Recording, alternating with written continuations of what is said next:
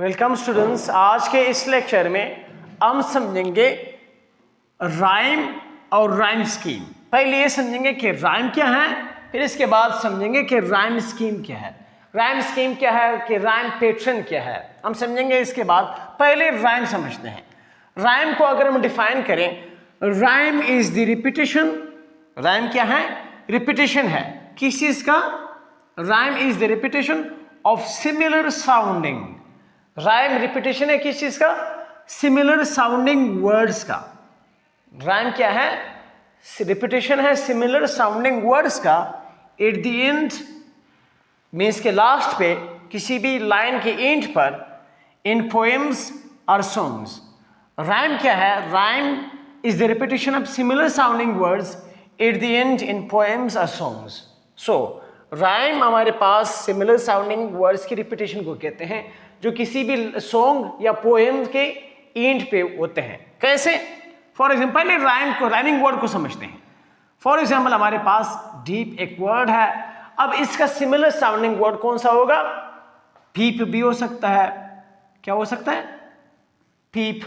इसी तरह क्राई हमारे पास एक वर्ड है, इसका सिमिलर साउंडिंग वर्ड कौन सा होगा?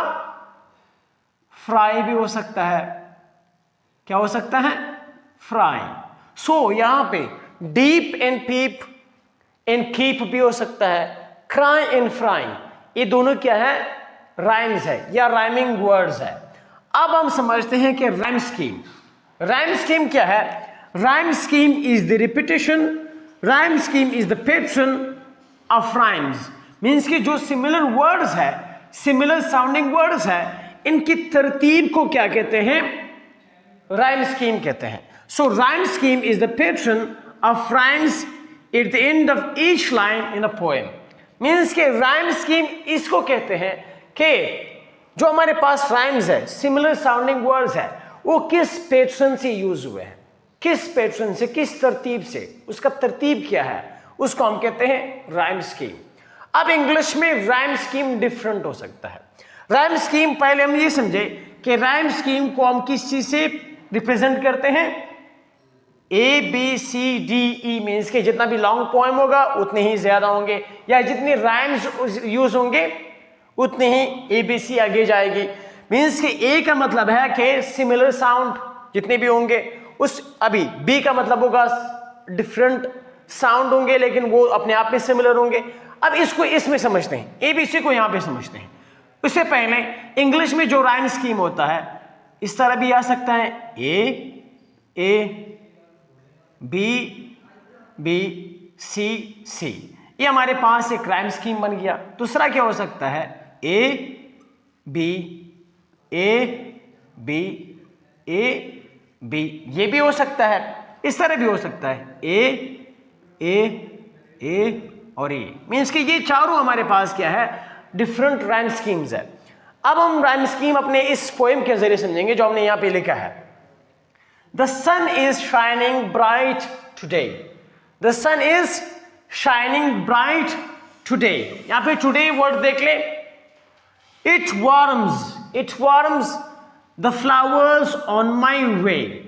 यहां पे देख ले, today and way एक दूसरे के साथ राइम करते हैं कि नहीं करते? सिमिलर साउंडिंग है कि नहीं? और दोनों सिमिलर है ना, तो अब मैं इसके साथ भी ए लिखूंगा और इसके साथ भी ए लिखूंगा। क्यों? क्योंकि दोनों अल्फाज सिमिलर साउंडिंग के एक दूसरे से मिलते हैं, इस वजह से मैंने इसको ए से रिप्रेजेंट किया।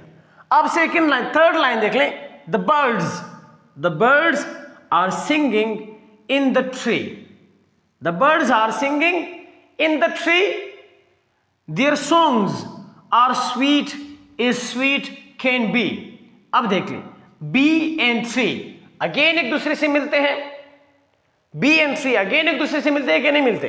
तो मैं इसको साथ, क्योंकि वो टुडे एंड वे से डिफरेंट है, लेकिन ट्री एंड बी एक दूसरे से सिमिलर है, वे एंड टुडे से डिफरेंट है, अपने आप में सिमिलर है, तो मैं इसको बी दूंगा।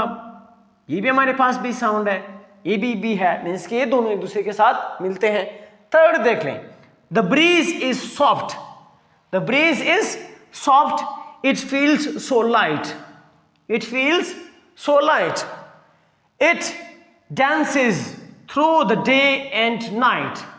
अब देख लें, नाइट एंड लाइट अगेन एक दूसरे के साथ मिलते हैं, सिमिलर साउंडिंग वर्ड्स है, और बी एंड ट्री से डिफरेंट है, तो मैं इसको रिप्रेजेंट करूंगा सी से और इसको भी रिप्रेजेंट करूंगा सी से। सो ये अभी हमारे पास क्या बना, ये जो हमारे पास ए मीन्स कि ये ए बी बी सी सी, ये हमारे पास क्या बना, राइमिंग स्कीम। राइमिंग स्कीम क्या बना, इस पोएम का ए मीन्स के फर्स्ट लाइन राइम करता है सेकंड लाइन से, फिर हमारे पास बना बी इसका ये मीनिंग है कि थर्ड लाइन राइम करता है फोर्थ लाइन से, फिर हमारे पास बना सी एंड सी, इसका ये मतलब है कि फिफ्थ लाइन राइम करता है सिक्स्थ लाइन से। सो ये हमारे पास राइमिंग स्कीम हुआ। राइमिंग स्कीम क्या होता है, सिमिलर साउंडिंग वर्ड्स अगर किसी खास तरतीब से यूज हुए हैं, उस तरतीब को हम क्या कहते हैं, राइम स्कीम कहते हैं। सो आई होप कि आपको राइमिंग स्कीम का समझ आ गया होगा कि राइमिंग स्कीम क्या है और राइमिंग स्कीम को हम कैसे यूज करते हैं और ये क्यों यूज होता है।